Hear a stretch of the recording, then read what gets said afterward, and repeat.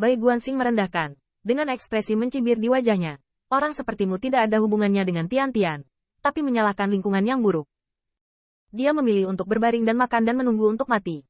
Tapi dia cemburu pada mereka yang rakus akan kegelapan dan menghasilkan lebih banyak uang daripada sampah mereka sendiri. Tanda seru. Bai Guanxing meledak menjadi aura aneh Yin dan yang lagi. Manfaatnya adalah milikmu.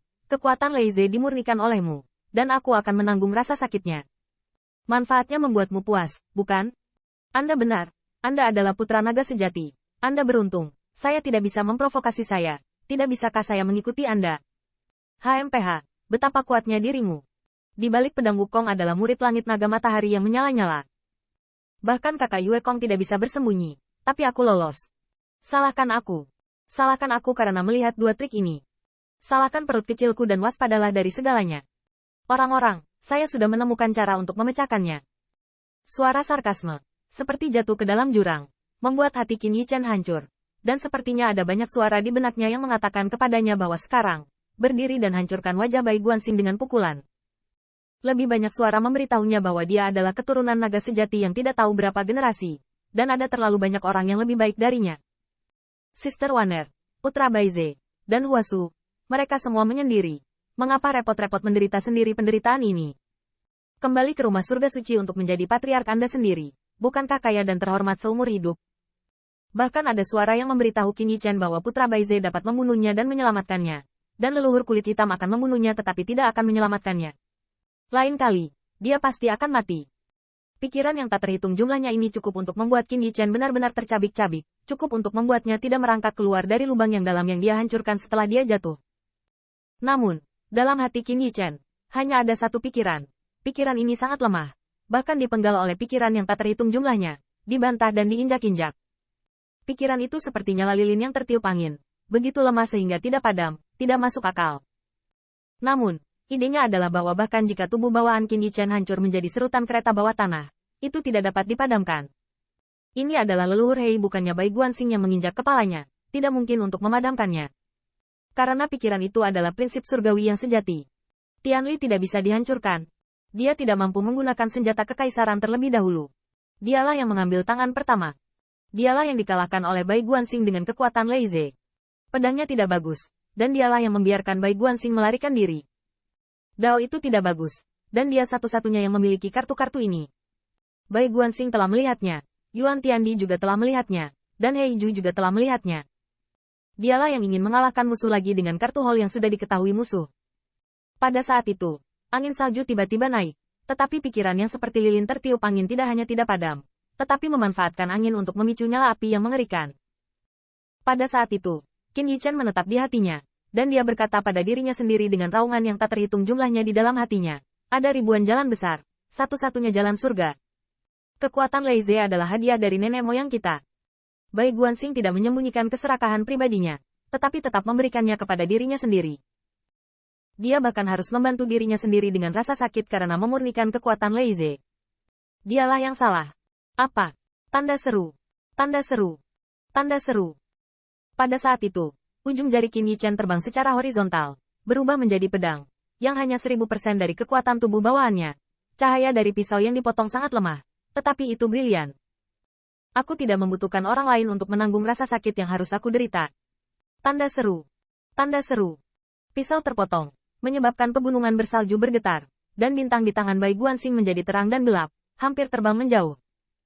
Pisau ini memotong Xinghu yang menghubungkannya dengan Bai Guanxing. Cahaya pedang mereda. Seolah-olah nasib yang sama bahkan rasa sakit setelah formasi bintang terputus.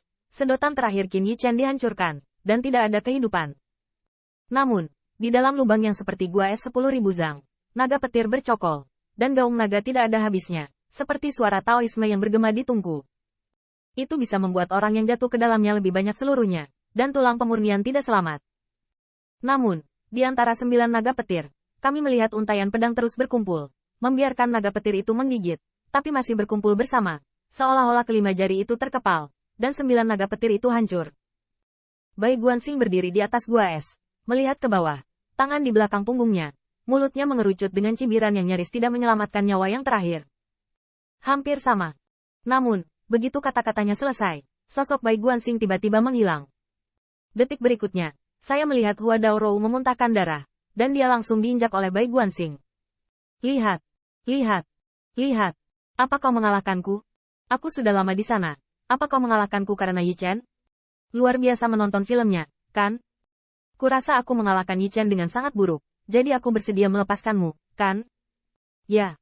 Apa raut matamu barusan? Aku merasa bahwa aku perempuan. Aku tidak terlalu mengasihani Xiang Qiyu. Bah.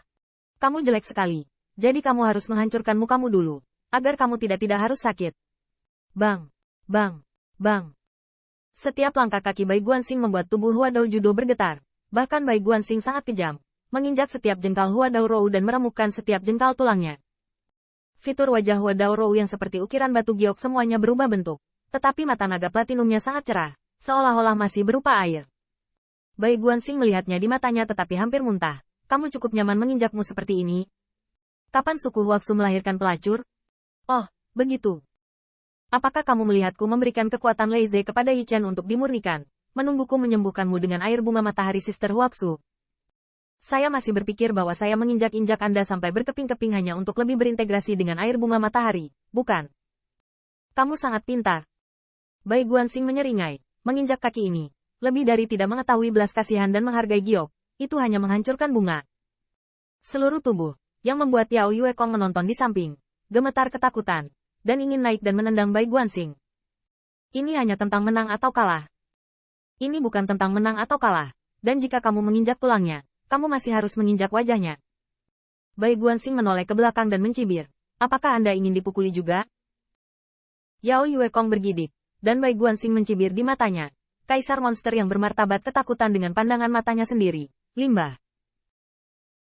Segera setelah itu, Bai Guanxing mengabaikan langit bulan iblis, dan air bunga matahari mengalir dari lengan bajunya.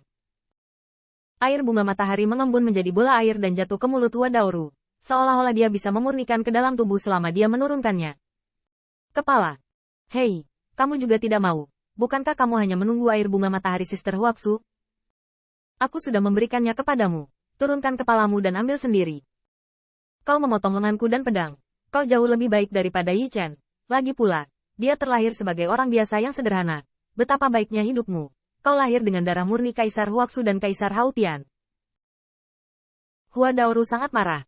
Tetapi Bai Guanxing menjadi semakin menghina, dan hanya menghancurkan air bunga matahari dengan satu kaki. Air tidak kekal, dan polo air masih bergelombang di bawah kakinya. Apa kau tidak ingin menyerap air bunga matahari kakakku? Aku tidak akan memberikannya padamu hari ini. Jika ada sejenisnya, aku akan pergi ke adikku untuk mengadu. Duniawi. Anda bahkan tidak dapat mencapai dewa. Tanpa saya suster dan saya mendukung Anda di belakang. Dan Anda membunuh Yuan Tiandi pada hari pertama Anda keluar.